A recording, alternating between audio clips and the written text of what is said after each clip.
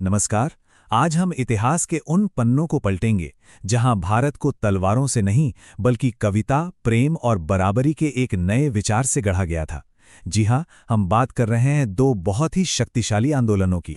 सोचने वाली बात है ना कि आखिर कैसे कविता और संगीत ने कट्टर सोच और सिद्धांतों के एक पूरे साम्राज्य को हिलाकर रख दिया। ये सवाल ही इस पूरी कहानी को एक स्पिरिचुअल और सोशल रिबेलियन की एक रोमांचक दास्तां बना देता है।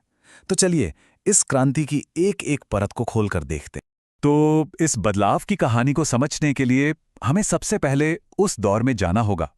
मतलब माहौल कैसा था, वो कौन सी वजहें थीं जिन्होंने इतने बड़े बदलाव के लिए जमीन तैयार कर दी। चलिए मध्यकालीन भारत के उस सोशल रिलीजियस सेटअप पर एक नजर डालते हैं। देखिए, वो एक ऐसा भारत था जो कठोर नियमों और जाति पाति की जंजीरों में जकड़ा हुआ था। धर्म वो बहुत ही जटिल रस्मों और रिवाजों में उलझ गया था। मतलब आम इंसान के लिए ईश्वर तक पहुंचना बहुत ही मुश्किल था। लेकिन इसी कठोरता के बीच एक क्रांति पनप रही थी, तलवारों से नहीं बल्कि दिलों में। ये एक ऐसे बदलाव का संकेत था जो पुराने तौर तरीकों को हमेशा के लिए बदलने वाला था। और इसी समाज की कठोर व्यवस्था के जवाब में दो जबरदस्त आंदोलन सामने आए, भक्ति और सूफी आंदोलन। और ये सिर्फ कोई धार्मिक सुधार नहीं थे, नहीं, ये तो एक पूरी की पूरी सामाजिक क्रांति थी। इन दोनों आंदोलनों का जो कोर आइडिया था ना, वो बहुत सिंपल था। उन्होंने कहा, ईश्वर तक पहुंचने के लिए बड़े बड़े यज्ञ और कर्मकांडों की जरूरत नहीं है, सिर्फ प्रेम, सेवा और सच्ची भक्ति चाहिए। और सबसे बड़ी बात, ये रास्ता हर किसी के लिए खुला था, कोई भी हो, किसी भी जाति का हो, किसी भी धर्म का हो। आप देखिए मजे की बात, भक्ति आंदोलन हिंदू धर्म की जड़ों से निकला और सूफी आंदोलन इस्लाम की। दोनों की परंपराएं अलग थीं, लेकिन उनके लक्ष्य एकदम एक जैसे थे। दोनों ने कहा कि धर्म का असली मतलब है प्रेम, इंसानियत की सेवा और ईश्वर से सीधा पर्सनल कनेक्शन बनाना। और समाज पर इसका असर जबरदस्त हुआ। इन्होंने सीधे सीधे जाति व्यवस्था को चुनौती दी। सोचिए, कबीर और रैदास जैसे संत जो समाज के तथाकथित निचले तबकों से थे, वो आध्यात्मिक गुरु बनकर उभरे। और सिर्फ यही नहीं, मीराबाई जैसी महिला संतों ने यह साबित कर दिया कि ईश्वर की भक्ति पर सिर्फ पुरुषों का हक नहीं है।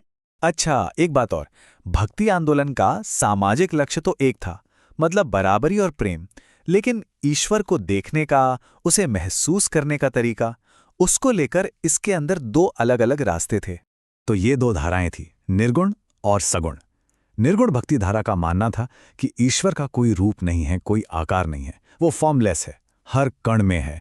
कबीर, गुरु नानक, रैदास, ये सब इसी धारा के संत थे। वहीं दूसरी तरफ थी सगुण भक्ति धारा। ये मानते थे कि ईश्वर का एक रूप है, जैसे राम या कृष्ण, जिनकी हम पूजा कर सकते हैं। तुलसीदास, सूरदास, मीराबाई, इनके भजन तो आज भी हम सब गाते हैं। कबीर का ये दोहा तो आपने सुना ही होगा, पाहन पूजे हरि मिले तो मैं पूजूं पहाड़। मतलब अगर पत्थर पूजने से भगवान मिलते तो मैं तो पूरा पहाड़ ही पूज लूं।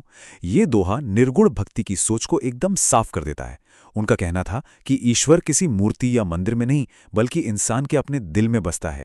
अब सोचिए, जब ये दोनों पावरफुल मूवमेंट्स, भक्ति और सूफी, एक दूसरे के संपर्क में आए तो क्या हुआ होगा।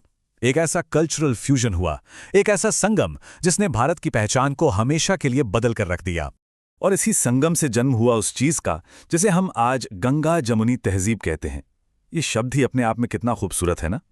ये उस मिलीजुली संस्कृति का प्रतीक है जहां हिंदू और मुस्लिम परंपराएं ऐसे घुल मिल गईं जैसे गंगा और जमुना नदियां मिलती हैं और एक साझा विरासत बनाती हैं। और इस मेल जोल का असर सिर्फ बातों में नहीं था, वो असल में जमीन पर दिखा। देखिए, हिंदी और उर्दू जैसी भाषाएं इसी दौर में पनपीं। संगीत में एक तरफ सूफी कव्वाली गूंजी तो दूसरी तरफ भक्ति भजन। और सबसे खास बात यह हुई कि दरगाहें और मंदिर वो सिर्फ एक धर्म की जगह नहीं रहे, बल्कि हर किसी के लिए आस्था और सुकून का केंद्र बन गए। तो सवाल ये उठता है कि इन आंदोलनों ने हमें विरासत में क्या दिया? इनकी छाप आज भी हमारी जिंदगी पर, हमारी पहचान पर कैसे दिखाई देती है? चलिए इस लेगेसी को समझते हैं। सबसे पहली बात, इन्होंने धर्म को मंदिरों और मस्जिदों की ऊंची दीवारों से निकालकर आम इंसान के दिल तक पहुंचा दिया। इससे पर्सनल बना दिया। सहिष्णुता और भाईचारे को हमारी संस्कृति का हिस्सा बनाया। इन्होंने धार्मिक कट्टरता और अंधविश्वास पर चोट की और एक लिबरल मानवतावादी सोच को मजबूत किया। और हाँ, साझा विश्वासों के जरिए देश को एक करने का काम भी किया।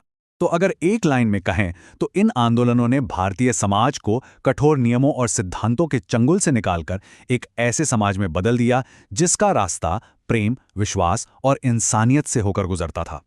और यहीं पर यह कहानी हमें आज के लिए एक बहुत ज़रूरी सवाल के साथ छोड़ जाती है। आज जब दुनिया में इतनी नफरत और बंटवारा है, तो क्या हम सद्भाव के इस महान विरासत से कुछ सीख सकते हैं? क्या ये आंदोलन हमें आज भी कोई रास्ता दिखा सकते हैं?